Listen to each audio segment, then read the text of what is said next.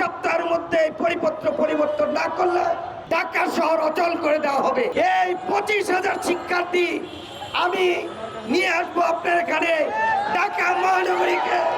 সকল শিক্ষা প্রতিষ্ঠানের ঢাকা মহানগরীর সকল ছাত্র শিক্ষা মন্ত্রণালয় ঘেরাও করে আমরা প্রমাণ করে দিব যে বেসরকারি শিক্ষা প্রতিষ্ঠান ছাড়া এই দেশ চলতে পারে না, যেখানে 98% শিক্ষক শিক্ষার দায়িত্ব পূরণ করেন বেসরকারি প্রতিষ্ঠান।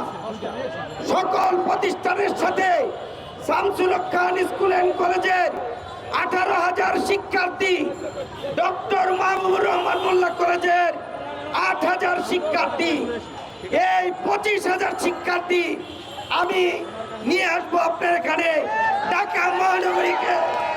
মহাসচিব আমাদের সংগ্রামী সেলিম ভুঁইয়ার চেয়ারম্যানের নেতৃত্বে আমরা ঢাকা মহানগর সহ দেশ অচল করে দিব ইনশাআল্লাহ।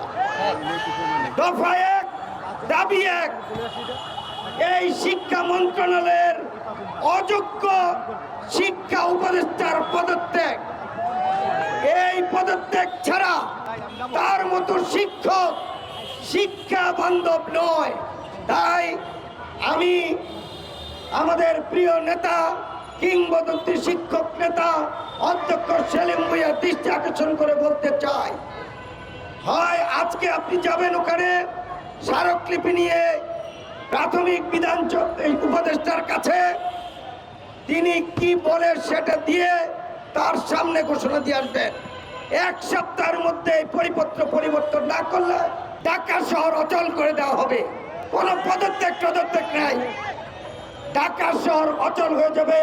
ছাত্র শিক্ষক অভিভাবক সকলে চলে আসবে ইনশাআল্লাহ।